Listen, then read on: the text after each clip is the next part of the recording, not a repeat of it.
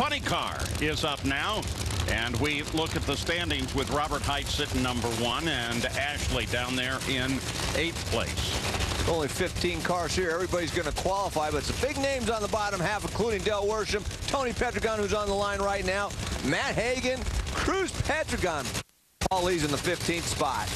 And Stat Guy. Well, we've had 368 events since the last time there was a short field and funny car.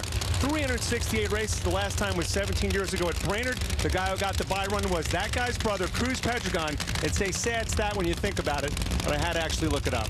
Well, it's a good point, though, because the #1 qualifier will get a bye run going into eliminations tomorrow, and that's definitely going to be Robert Height, because the conditions aren't going to allow for anybody to run quicker than a 4:09. Tony Pedregon currently 10th, his 350th race in Nitro. Been in this thing, even with you. You think? Might have hit the wall.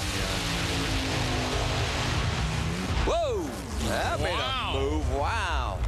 Boy, blocks went everywhere. You know, you just don't see that out of Tony Pedregon that much. He drives that race car.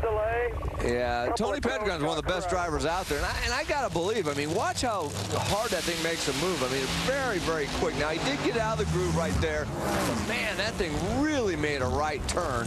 And, I mean, all he could do at that point was lift as soon as it made the move. But, wow, look at that. Just a right turn. It almost looked like something might have broke on there to cause that. But if you take another look, his right tire was out of the groove. And what happens with a straight axle on this thing, it'll actually, if the right tire slips more, the left tire is gripping, it'll just rotate that car right around just like that. And Tony got out of it pretty quick, but when it makes a move like that, boy, you're just hanging on. Now, when the wind grabs you with 40 miles an hour, it will move you around. Well, you see the crew chief's talking a lot about track conditions out there. And I think one of the things we're going to have to pay attention to is really keeping the car in the groove with this wind, because I think, as you said, Paul, it probably contributes once the car does get out there. It just helps push the car over. Well, and we're talking a wind that, for the most part, is going straight down the middle of the track, a headwind. But every now and then, it takes a little twitch left or right. And, you know, when you're up moving at those kind of speeds and don't have that much downforce on the car, it doesn't take much to move you. Wake it up, John. Come on. We got to go qualifying in just a second. You know, at least Bernie Federley's awake. All right, let's go to the top end. Gary Gerald has Tony Pedregon. Tony, we don't very often see you in a predicament like that, but suddenly, any idea what happened there? You got out of the groove and you really had your hands full. Well, I did, and I'm really trying to figure out why it would act like that. You know, of course, the wind might be one of the variables.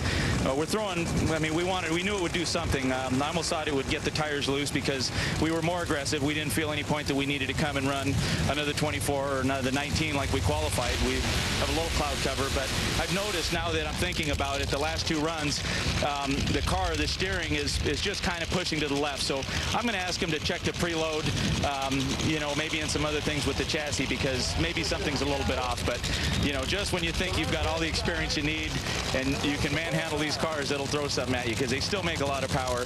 And, you know, maybe the wind and some of the other elements play a factor. But I'm a little surprised that it did that. It's been a while. Thanks.